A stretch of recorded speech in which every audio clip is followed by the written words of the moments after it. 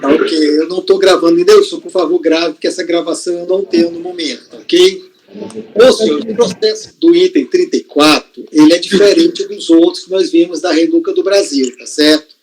Na realidade, o que acontece é o seguinte, ele entrou com o pedido do PEDECOMP de saldo negativo da contribuição social sobre o lucro líquido. E esse pedido foi atendido em parte. Na realidade, houve retenção na fonte de pagamento por órgão público. Só que essa retenção na fonte de pagamento por órgão público tem RPJ, contribuição social e COFINS. O que foi que o contribuinte fez no PEDECOMP? Ele disse, olha, informou que era contribuição social e ele informou o valor total da retenção. O que foi feito pelo despacho desses juros? Não, eu aceito o valor até o montante daquela retenção que corresponde à contribuição social, já que o seu pedido é de contribuição social e isso que gera o saldo negativo, tá ok? Então, o que ele quer, na realidade, a partir do recurso voluntário, é a extensão desse pedido dele. Ele quer que isso seja estendido aos demais valores, tá ok? Então, essa é a essência do que nós vamos discutir nesse processo. Se os senhores me pedirem licença, eu passo para o voto, que no voto eu enfrento bem as questões que foram arguídas pela defesa, pelo recorrente. Então, no voto aqui, ó. O presente processo foi analisado em decorrência da apresentação do PEDECOMP número tal, no qual o contribuinte informou a existência de crédito em seu nome relativo a saldo negativo da contribuição social sobre o lucro líquido de 2004, no valor total de R$ 106.665,06. Também, de acordo com o referido PEDECOMP, esse saldo decorre de retenções na fonte, efetuada por o órgão entidade de administração pública, crédito, código 6147. Os recortes a seguir fotocopiados comprovam tais assertivas. Então, aqui eu mostrei aqui o que está no PEDECOMP, é crédito e saldo negativo, e ele quer esse valor como saldo negativo.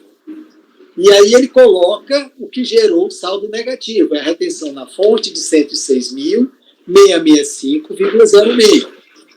A partir dos dados informados pelo contribuinte, a autoridade local deferiu o pedido apenas parcialmente, tendo em vista que somente foi possível confirmar como retenção na fonte da contribuição social o valor de 18 mil.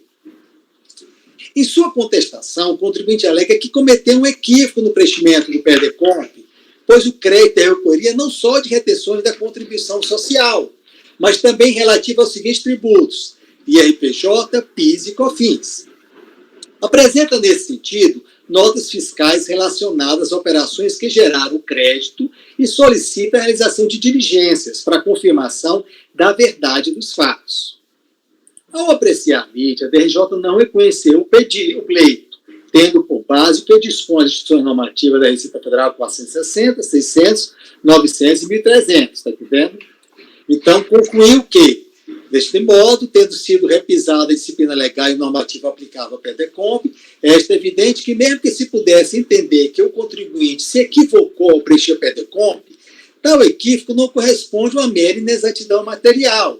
Ademais, inexatidões materiais só poderiam ser sanadas pelo contribuinte até a ciência da decisão proferida eletronicamente. Porém, isso não ocorreu. Nesse contexto, considero que não há reparos a promover no despacho decisório. O pleito do contribuinte, manifesto na defesa, não é outro senão de obter reconhecimento de direito creditório por fundamento diverso do inicialmente postulado, o que é evidência e constitui inovação do pedido inicial. Assim como o novo pedido não há de ser apreciado nessa instância julgadora, seja porque tal pedido não for dirigido à autoridade fiscal, seja porque de competência princípio do delegado da Receita Federal do Brasil manifestar-se quanto ao mérito da questão, ou seja, quanto ao valor do crédito em discussão. Em seu recurso, o contribuinte alega que não pode o princípio da verdade material ter sua aplicação afastada pela instituição normativa em questão, por ser um princípio norteador do processo administrativo tributário. Ressalto que as autoridades administrativas devem sempre buscar a realidade dos fatos, sob pena de cometerem injustiças. Não restam dúvidas que o princípio da verdade material é um dos norteadores do processo administrativo fiscal, especialmente pelo fato de um tributo ser decorrente exclusivamente de lei, conforme no artigo 150, inciso 1 da Carta Magna. Contudo, esse não é o problema que ocorreu no presente caso. Todo o contencioso administrativo aqui formado decorre do despacho decisório da DERAT de São Paulo, que reconheceu apenas parcialmente o pleito do interessado.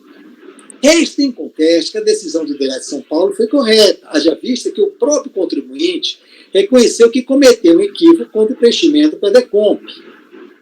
As questões que surgem são as seguintes. O caso envolve mero erro formal que possibilita a retificação do pedido inicial em fase de recurso. As discussões contidas nas instruções normativas que, em base da decisão da RJ, não possuem base legal, de sorte que podem ser desconsideradas nessa fase recursal. E 3. O princípio da verdade material se sobrepõe a esse normativo? Analisemos, pois, essas questões. No âmbito do direito civil, se duas pessoas forem ao mesmo tempo credor e devedor uma da outra, as duas obrigações extinguem-se até onde se compensarem. Nesse sentido, é o artigo 386 do atual Código Civil.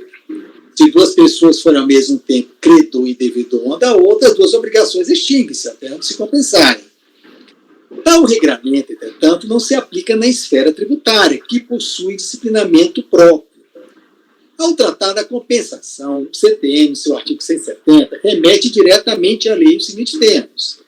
A lei pode, nas condições e sob garantias que estipular, ou cuja estipulação em cada caso atribuir à autoridade administrativa, autorizar a compensação de créditos tributários com créditos líquidos e certos, vencidos ou vincendos do sujeito passivo contra a Fazenda Pública. Assim, não basta que o contribuinte tenha um crédito e um débito para com a Fazenda Pública para que seja efetuada a compensação. É necessário que exista uma lei tributária autorizando e estipulando as condições para tal procedimento. Atualmente, a compensação envolvendo os tributos federais é regulado pelo artigo 74 da Lei 9.430, merecendo destaque seus parágrafos 1º e 14, a saber. Primeiro, a compensação de que trata o caput será efetuada mediante a entrega pelo sujeito passivo da declaração na qual constarão informações relativas aos créditos utilizados e aos respectivos débitos compensados.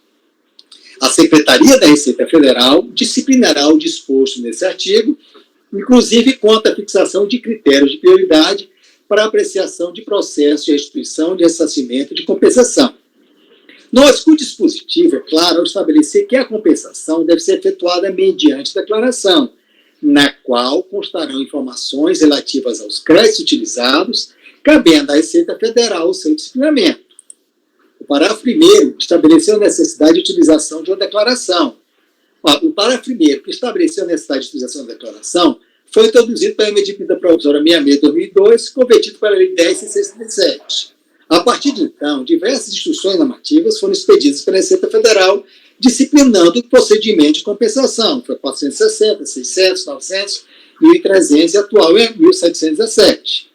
Na época da entrega do PEDECOMP em análise, vigia a instrução normativa 600, 2005, merecendo ser destacados os artigos 56 a 58, a saber, tais disposições foram emitidas pelas INs subsequentes. E aqui eu transcrevo, deverá ser requerida pelo sujeito passivo mediante apresentação à Receita Federal de formulário retificador. E aqui somente será admitida na hipótese a retificação da declaração de compensação gerada, somente será admitida na hipótese das exatidões materiais verificadas no preenchimento do referido documento e ainda na inocorrência das hipóteses previstas no artigo 59. Note que o dispositivo estabelece a necessidade de retificação do PEDECOMP por parte do contribuinte, na hipótese de existência de exatidões materiais. E existe uma razão lógica para isso. Conforme já salientei anteriormente, diferentemente do que ocorre numa relação de direito privado, não basta que o contribuinte possua créditos e débitos que ocorra uma compensação na esfera tributária. É necessário que observe as condições e garantias estabelecidas em lei, sendo a compensação efetivada mediante reconhecimento pela autoridade administrativa. Daí porque se torna de extrema relevância que o contribuinte informe corretamente os dados na declaração de compensação. Em caso de erro, é possível sua retificação. Esse poder dever do interessado e não do fisco. No presente caso, o despacho decisório da DERAT de São Paulo reconheceu o crédito que o contribuinte faz uso do saldo negativo de contribuição social. Se o contribuinte tinha crédito de RPJ, PIS e COFINS relacionados à mesma operação, deveria ter apresentado perdecompos específicos. Não se vislumbra nos autos, nenhum fato impeditivo para a adoção deste procedimento, nem algum ato do fisco que tenha introduzido a erro. É de ressaltar que, no caso em questão, o que o contribuinte procura demonstrar é a existência de retenções na fonte e não exatamente a existência de créditos de RPJ, PIS e COFINS. Esse aspecto é extremamente relevante para o caso em questão. Por exemplo, no caso das retenções relativas ao RPJ, não é esse valor que dá direito à compensação, mas sim o possível saldo negativo de RPJ apurado no final do período. O valor retido não necessariamente gera um saldo negativo de RPJ. Daí porque seria necessário que o contribuinte formulasse um pedido específico, indicando como crédito um saldo negativo de RPJ e a forma como ele foi apurado para partir para análise para a autoridade local. Não vejo como transmudar o pedido inicial de um crédito em outros. Não existe embasamento legal para tanto. Não se trata, pois, de um mero erro que pudesse ser considerado excusável no pedido inicial, mas a possibilidade de um determinado perder-cônjuge abranger outros créditos. A manifestação de conformidade de recurso tem como referência o despacho que deferiu o pedido. Não existem imperfeições no ato atacado que possa ser objeto de reformulação por essa autoridade julgadora.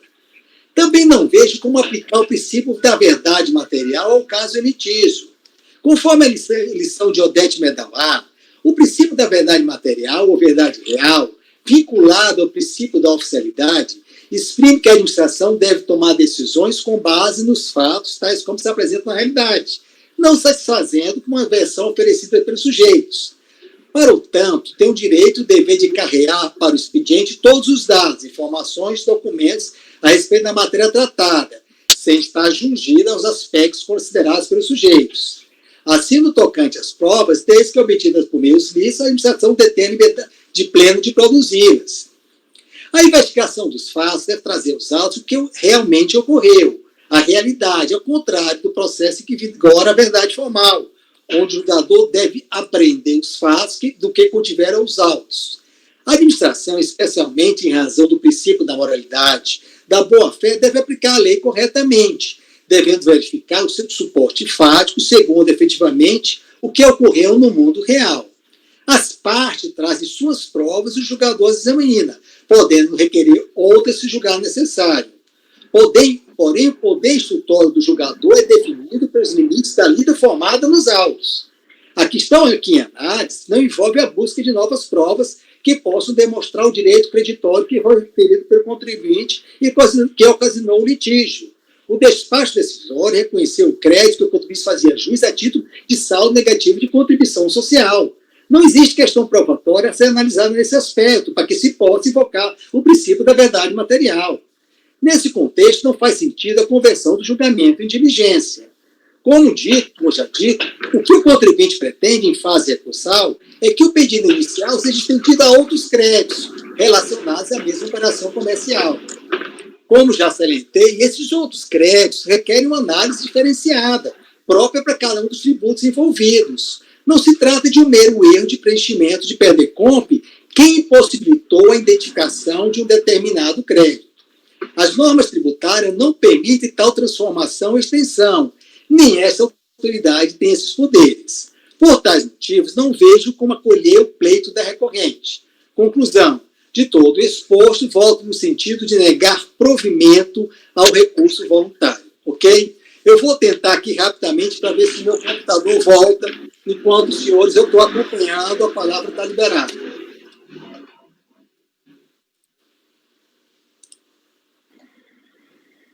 Presidente, pelo que eu entendi aqui, ele queria retificar a perder-comp, mesmo tendo outras perder-comps relacionadas. É só um minuto que eu vou entrar pelo computador e sair aqui nesse. Um segundinho, por favor, tá certo?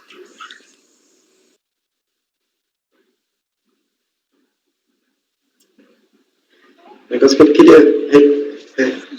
deu certo. Fale. Ok, vocês estão me vendo? Sim. Deixa eu só ajeitar aqui a gerenciar a qualidade, e aí eu passo a palavra para os senhores. Deu para acompanhar bem o meu voto? Deu.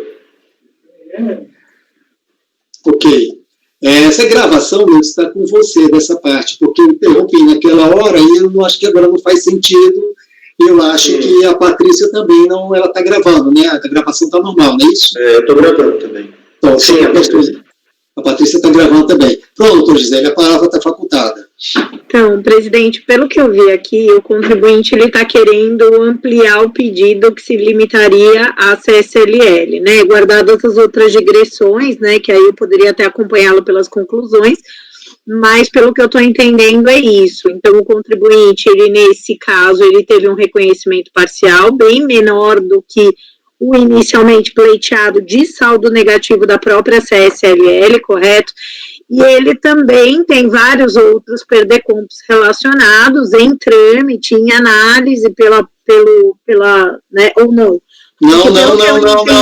Não, deixa eu só explicar. Na realidade, ele fez o seguinte, ele pensou como saldo negativo de contribuição social todas as retenções da fonte de pagamento de órgão público. O que foi que o despacho decisório fez? Não, nessa retenção na fonte, você só tem direito que é de contribuição social, porque tem percentuais, né? Perfeito. Aí foi dado. O que foi que ele diz? O que ele está querendo agora? Ele disse, não, mas eu estou trazendo aqui as operações fora, eu quero um autocrédito. O que foi que eu disse? Em outras palavras, olha, esses pedidos, essa nota fiscal que você está dizendo, você tem uma fonte, mas isso não quer dizer que você tem crédito, porque o IRPJ, você tem que apurar um saldo negativo de IRPJ. O PIS e COFINS, você tem que, na mesma sistemática, de gerar saldo negativo, está entendendo? Então, na realidade, ele não tem o que corrigir o que ele pediu. Ele teria que pedir vários perdecompos. Ele não fez esse pedido de vários perdecompos. Ele fez um só pedido de perdecompos. Essa é a minha dúvida, porque quando eu pego o despacho decisório, não tem só esse final 0924, que é o que a gente está olhando. Ele coloca aqui, ele tem mais 1, 2, 3, 4, 5, 6, 7 perdecompos relacionados. Mas é por mesmo crédito, né? Não são consequentes, não? Isso que é justamente essa minha dúvida, porque eu peguei alguns casos que justamente você tinha essa relação de perdecompos, e também era de imposto de renda por órgãos públicos, e nos outros perdecompos eram justamente os saldos negativos do IRPJ. Não, porque aí eu teria analisado, tá entendendo? Não foi um caso, tá entendendo? Esses outros perdecompos, eu vou até confirmar ainda, mas me parece que são consequências daquele crédito que ele queria. Ele queria que aquele crédito faz com o mesmo crédito pleiteado do CSLL, que eu abri o perdecomp, é só CLL mesmo. É só CSL mesmo. Porque se os outros, daria para analisar, é claro. Perfeito, essa é a minha dúvida. Perfeito, é isso aí. Crédito só, Gisele, é um processo de crédito só. É só saldo negativo de CSL. Exatamente, se você olhar no despacho decisório, lá, ele tem um processo só de crédito, ele elenca. É o final, a PEDECOMP de março de 2007. Não, a minha dúvida era só se esses outros perdecompos também estão vinculados ao crédito de saldo negativo de CS como esse. Ou se ele jogou nesse valor a totalidade, entendeu, gente? Porque o que está me parecendo é que o crédito pleiteado, ele já incorporou tudo, IRPJ, CS, PIS. Isso, o problema é esse, exatamente. E aí ele pleiteou, só jogou saldo negativo de CS e está querendo tudo na CS, só que não vai funcionar, obviamente. Aí eu concordo, presidente. E por isso a minha dúvida, se esses outros perdecompos, eles não têm no campo tipo de crédito IRPJ. Não tem, sabe por quê, Gisele? Senão ele nem precisava, porque o argumento dele, ele quer exatamente aproveitar. Se ele tivesse, é lógico que a gente teria que analisar, tá entendendo? Na verdade, são filhotes, tá entendendo? Na verdade, são perdecontos, filhotes. E ele exatamente, os filhotes. São os filhotes, né? Uhum. Quem está tendo a palavra, Nilson, pode falar. Mas vocês não têm cópia desses filhotes para olhar, né? Não, posso olhar, deixa eu abrir o processo. Eu vou abrir o processo. Enquanto o Nilson fala, eu vou abrir o processo aqui. Estava olhando o processo, eles não juntaram. Exatamente isso. Está só. Eu não estou achando. Mas não é necessário, se você olhar o despacho decisório, você descobriu os outros filhotes pelo despacho decisório. Então, aqui, está na folha 7. E aí, o despacho decisório, ele, lá em cima, ele vai dizer PEDECOMP com demonstrativo de crédito. Então, assim, o PEDECOMP, onde está demonstrado o crédito, é o final 0924, que estão nos autos, certo? Os outros aproveitam o mesmo crédito. São os filhotes. São os filhotes, entende? É por isso que tem esse campo lá em cima, item 2, identificador do PEDECOMP. Aí tem vários campos. O primeiro deles é PEDECOMP com demonstrativo de crédito. E desses todos, só um tem crédito demonstrado, que é a DECOMP mãe, digamos assim, né? Os outros fazem referência a essa DECOMP final 0924. Certo? A sistemática de DECOMP saldo negativo é assim. Sim. Entende? Eu só fiquei... Porque como eu não tenho cópia deles, né? Eu não tenho os autos, Está na folha 7, viu, Gisele? Eu também, despacho decisório. O problema é que eu não tenho cópia desses outros decompos. Não, mas vê bem, quando ele filhote, a raiz é o saldo negativo, né, que ele quer utilizar, tá entendendo? Até porque se ele tivesse PEDECOMP com RPJ, PIS e COFINS, é lógico que eu teria que analisar se fosse o caso, mas não é o caso desse processo, tá certo? Gisele, no item 3 você pode olhar o valor original do saldo negativo informado no DECOMP, ele cita o valor original, aí depois ele vai decompondo. No final, quando ele chegar, tem saldo disponível só de 18 mil, mas o original era o 106 mil. Sim, não tenho dúvida. É que para mim, assim, não tenho dúvida que 106 mil era o total, abrangia CSR, por isso que ele está tentando pleitear os 106 mil. Eu acho que foi o erro do contribuinte, porque ele entendeu que tinha fonte de RPJ pelo valor total da nota, lá do serviço do órgão público, e não é. Tem um rateio ali, né? Tem um rateio, então... É por isso que eu fiquei só na dúvida, porque como no processo eu não consigo visualizar, eu entendo que eles são os filhos e teoricamente o PEDECOMP de referência é o que a gente está analisando, mas eu não tenho cópia aqui para fazer essa checagem de forma a ver se todos ele declarou CS, porque se todos ele declarou saldo negativo de CS, aí realmente não tem o que fazer. Aí você pode ter certeza, aí fique tranquila, viu? Essa garantia eu lhe dou, tá certo? Porque quando o PEDECOMP ele elenca outros, ele tem um PEDECOMP dizer mãe, é a origem do crédito. Os outros têm que ser o mesmo crédito, senão não estavam no despacho decisório. Eu não poderia estar falando aqui, se o outro está em RPJ, como é que ele estaria aqui, tá certo? Ele pode ver como um débito de RPJ, mas é outra coisa. Isso aí você pode ficar tranquilo. Não, débito tranquilo. Perfeito. Né? Não, isso aí pode ficar tranquilo. Isso aí 100%, viu? Senhores, posso botar em votação? Pode.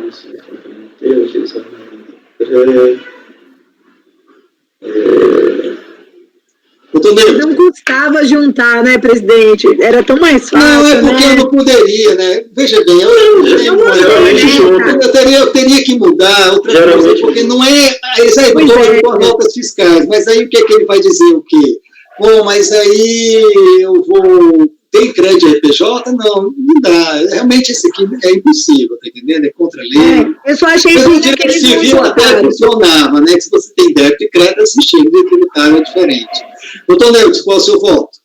Eu estou dando uma olhada aqui, para tranquilizar mais a Gisele, tem um documento que é o complemento ao despacho decisório, que é o detalhamento da compensação.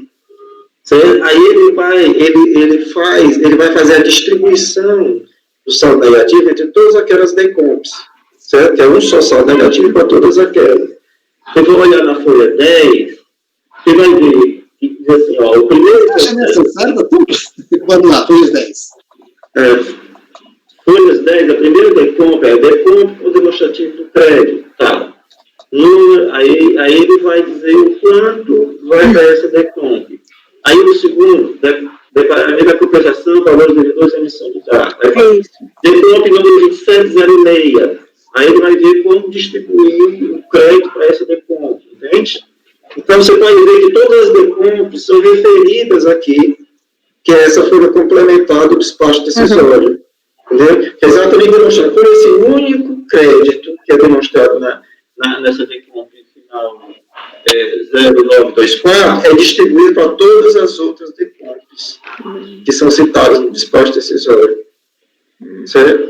Aí eu acho que com isso fica claro que essas decomps estão usando esse crédito de saldo negativo. Que é sempre o mesmo crédito que ele vai consumindo aí, né? Uhum. Até zerar, até dizer, ó, agora não tem mais crédito, essas outras aqui eu não vou pegar. Tem um cachorro solto aí. Não. Deixa a conselheira mais tranquila, senhor presidente, em relação ao... Eu vou também voltar a estar sem... O da Folha 10 discrimina, mas voltando, que quando está no despacho decisório, que eles citam, é sempre relacionado ao mãe da origem do crédito, ok? Sim. Do que mais provável.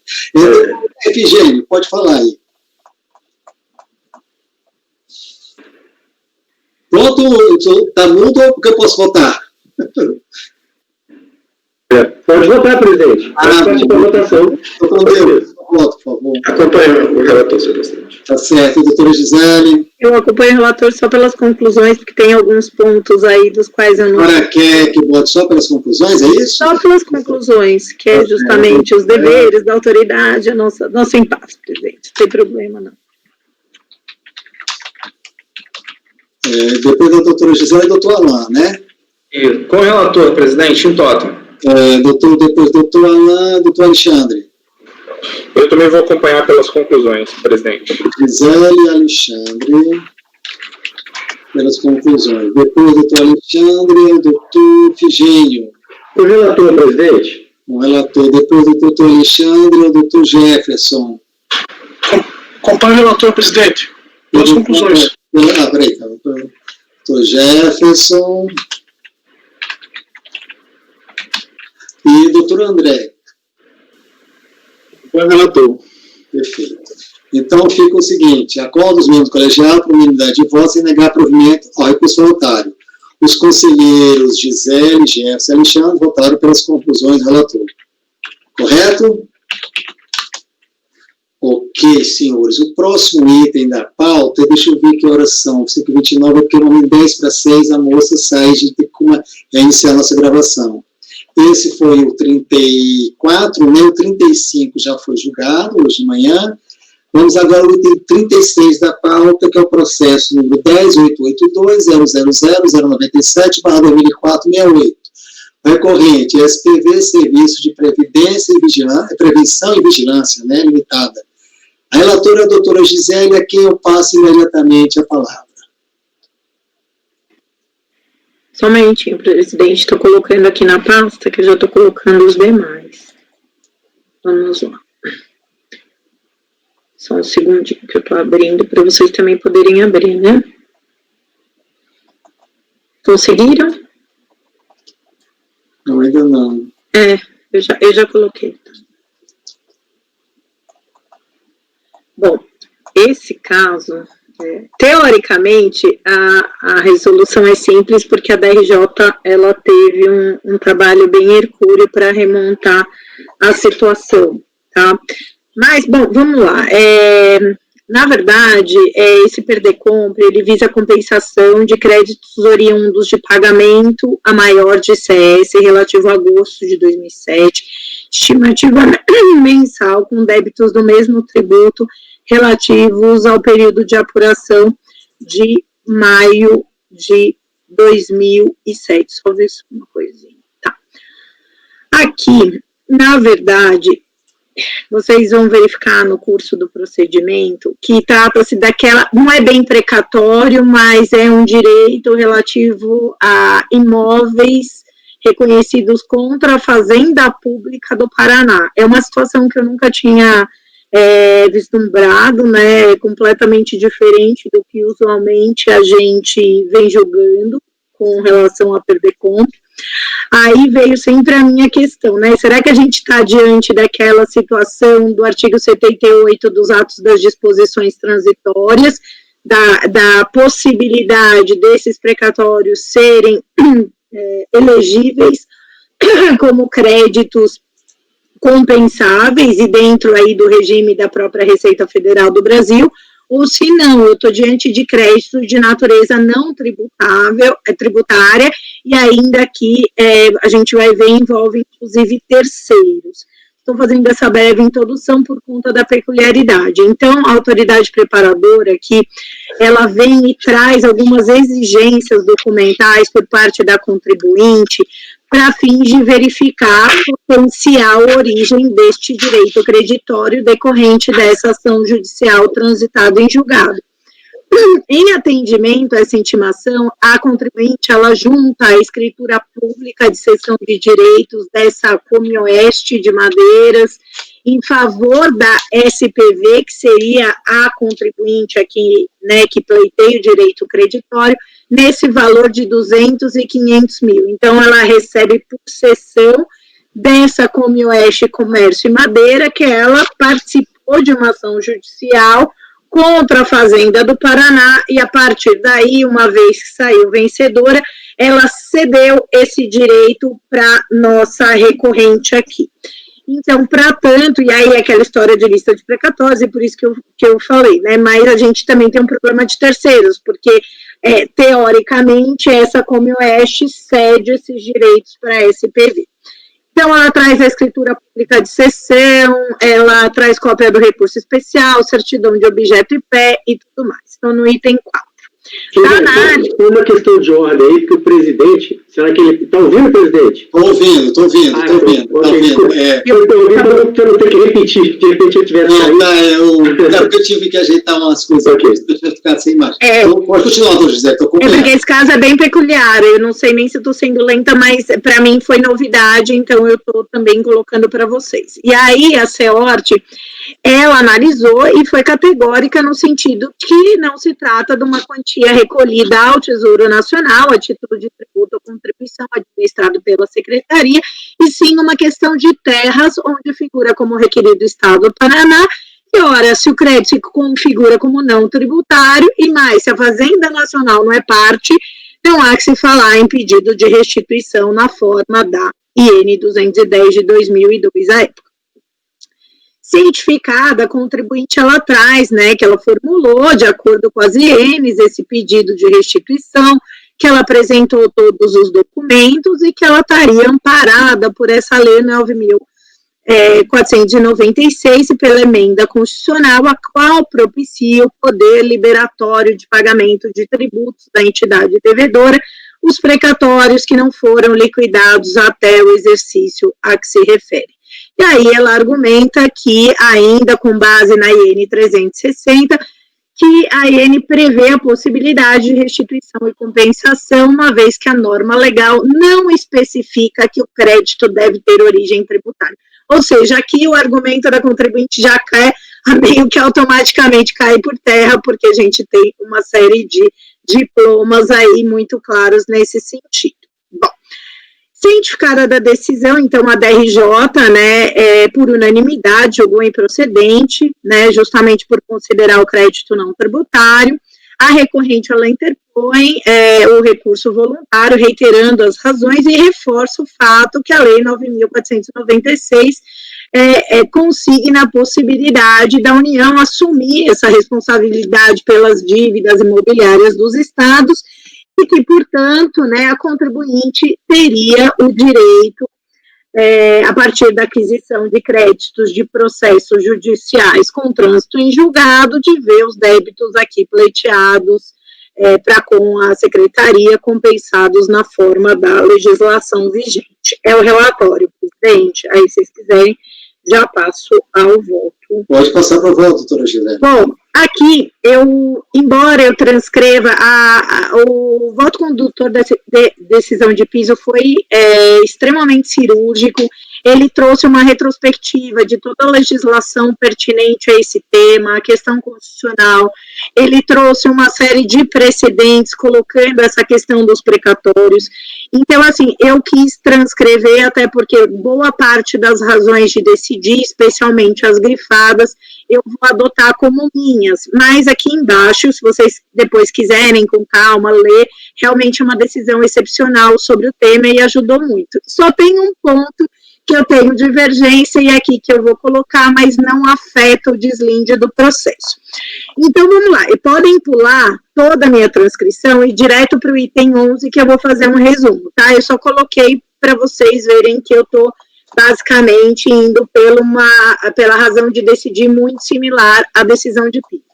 Diante da ausência de provas e argumentos adicionais por parte da hora recorrente, a partir da decisão de PIS, porque ele contrapõe absolutamente tudo nesse sentido da legislação, adota em parte as razões de decidir constantes da primeira instância, com ênfase para os seguintes aspectos de ordem fática. O recurso especial tal, de fato, transitou em julgado em tal data, depois de rejeitados em 10/5/99, embargos de declaração opostos pelo Estado do Paraná. Todavia, o referido acórdão, publicado em 3/1/98, decorreu do julgamento do RESP, também interposto pelo Estado do Paraná, contra os litisconsórcios tais e tais. Ou seja, vocês não veem ninguém para além daquela como oeste, que eu nem elenquei aqui, mas a hora recorrente nem aparece aqui. O reconhecimento judicial do crédito arguido pelo contribuinte refere-se à declaração de prescrição de execução judicial proposta pelo Estado do Paraná em 49, visando obter o cancelamento das transcrições imobiliárias em nome dos vencidos e seus sucessores. O Estado do Paraná figura como autor da ação reivindicatória de terras e o fato de ter transitado em julgado o recurso que não admitiu a execução judicial por ele proposta, não permite inferir que o julgamento de procedência da reivindicação ocorrido em 89 tenha resultado em sua condenação ao pagamento de indenizações, mormente na condição de autor da demanda, e tratando-se essa ação de reivindicação e não de desapropriação. Esse é um ponto bem relevante, porque toda essa questão das disposições transitórias, do precatório, ele entra muito na linha das ações de desapropriação e não reivindicação. Eu tive uma experiência muito longeva sobre a desapropriação aqui na Prefeitura de São Paulo, e, enfim, para mim isso se torna claro, e a DRJ foi muito técnica nesse sentido. Da mesma forma, não há prova da competente execução dessa suposta condenação para a formação do precatório judicial e consequente constituição dos réus na condição de credores e nem mesmo de outras circunstâncias que eventualmente poderiam ter colocado a União na condição de devedora das obrigações aí decorrentes. O suposto direito creditório não se formou em face do contribuinte, quanto menos em face do cedente que figura na escritura. Logo, ambos sequer teriam expectativa de direito à época do trânsito em julgado ocorrido na referida ação. Isso porque a cessão, conforme a escritura pública, a data tal, valor de tal, ela ocorreu somente após a transmissão do PERDECOMP e da ADECOMP, as quais constituem esse valor de 700 mil. Vejam que na época já havia sido editada a medida provisória 135, convertida na lei tal, que não só reiterou a impossibilidade de compensação de créditos que não tivessem natureza tributária ou que fossem de terceiros, mas também fixou a penalidade pela inobservância dessa regra. Fiz-se que a comprovação do referido crédito em face da União em nada alteraria os procedimentos adotados em face do interessado. Isso porque os créditos de natureza não tributária não são passíveis de compensação com tributos. Então, tal modalidade de distinção somente poderia ser autorizada pelo 170. E aí eu falo que também, né, com base na IN 360, né, conclui-se que o crédito referido no inciso 4º refere-se a crédito relativo a tributo contribuição administrado pela Receita, interpretação que se contrapõe aí à afirmação da contribuinte que o dispositivo citado não especifica que o crédito deveria ser de natureza de origem tributária. A única ressalva que essa relatoria faz, as razões trazidas pela DRJ, refere-se à adoção do entendimento externado na solução de divergência COSIT 16 de 2003. Isso porque o poder liberatório do precatório não necessita de regulamentação por lei infraconstitucional para ser aplicado imediatamente. A Constituição Federal não autorizou o legislador ordinário a limitar ou exigir outras condições para que se perfaça o poder liberatório do pagamento de tributos pela fazenda pública devedora. Ressalto que a própria Receita não tem entendimento unânime quanto à possibilidade de utilização imediata de precatório para pagamento de tributos. Vejamos aí esta outra solução de consulta. Em que pese essa relatoria considere que o artigo 78, parágrafo 2º do ADT tem aplicação imediata, tal impasse de ordem interpretativa não impacta no deslinde do presente processo administrativo, em vista das razões aqui reforçadas nesse item 11, tópicos de 1 a 3, e em especial pelo fato de que não há provas das circunstâncias que permitiriam opor à União o alegrado crédito decorrente de precatório judicial, conforme consta na medida provisória 2181 de 2001. Conforme bem pontuado na decisão de piso, a referida medida provisória cogita o recebimento pela União de certificados emitidos pelo Tesouro Nacional em pagamento total ou parcial da dívida pública de responsabilidade dos Estados e do Distrito Federal perante a União, relativa aos contratos celebrados com o amparo da 9.000, que não é o caso, eu não tenho prova disso. De fato, o artigo 14 impõe essa necessidade dos contratos e ainda no mesmo sentido a medida provisória.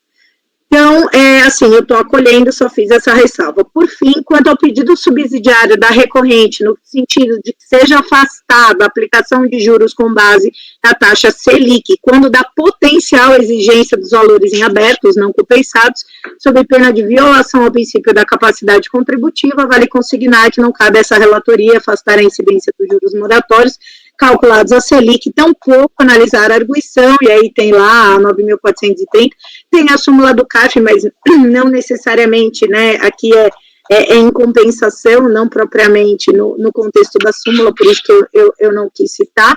Ademais, eu simplesmente citei a lei, porque eu acho que a lei é muito clara quanto a isso, né, o artigo 61 da 9.430. Ademais, aí nos termos do parágrafo 6º do artigo 74 da 9.430, a compensação constitui confissão de dívida, instrumento hábil e tudo mais, e também aplico a súmula CARF número 2 para dizer que eu não posso me pronunciar nessas questões de inconstitucionalidade, eu nego o provimento. Até peço desculpa, gente, mas eu não sei se todos têm familiaridade com essa temática, então eu só, né, deixei a decisão da DRJ e quis pontuar alguns aspectos e fazer esse disclosure dessa questão de precatórios, mas para mim não é precatório, não ficou caracterizado como tal, e por isso essa questão se torna irrelevante quanto à divergência interpretativa de regulamentação ou não do artigo 78, e é como voto, gente. Ok, doutora Gisele, obrigado. Realmente, para mim, essa é uma matéria nova. Que sorte que o voto em primeira instância estava muito bom, né? Isso aí auxilia bastante, né? Nesse caso, de repente, não vi um voto tão bom, mas foi bom, foi bem apropriado, ser utilizado ele, tá entendendo? Para mim também era uma questão, muito detalhe específico, mas me pareceu coerente. Senhores, a palavra está aberta aí para debates, discussões. Se aí os senhores quiserem aí, quem alguém quer pronunciar, eu posso alguém silenciar e eu passo para a votação.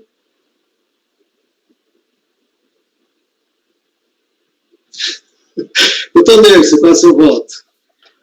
Senhor presidente, eu estava dando uma olhada aqui na jurisprudência do CAF, tem outras decisões da primeira sessão que nega, né, o direito creditório de precatório, e tem decisão da Câmara Superior, da terceira sessão, então parece tranquilo, né, pelo menos do ponto de vista jurisprudencial nesse sentido, e também, obviamente, fundamentação trazida pela relatora.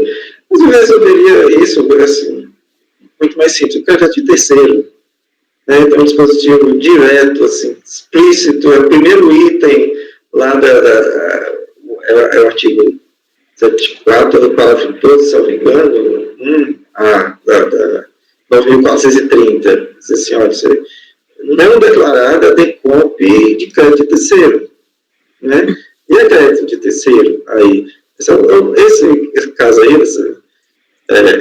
do Estado do Paraná, esse precatório do Estado do Paraná, é um crédito podre que já rodou aí o Brasil todo. Eu já votei vários processos certo, de crédito do Estado do Paraná aí contra a União, está achado na floresta e tal.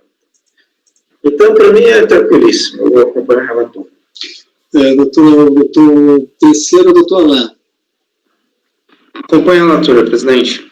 Doutor Alain, doutor Alexandre. Também acompanho a relatora, presidente. Doutor Efigênio. Com a relatora, presidente. Doutor Jefferson. Acompanho a relatora, presidente. Doutor André. Também com a relatora, presidente. Também acompanha a relatora, fica da seguinte forma: acordo dos membros do colegiado por unanimidade de votos e negar provimento ao recurso voluntário. Eu vou chamar agora o apoio, porque já são 5:50, eu acho que ela já está na hora de sair, não é? É isso? Sim, doutor. Então eu queria que você suspenda a sua gravação e eu vou continuar.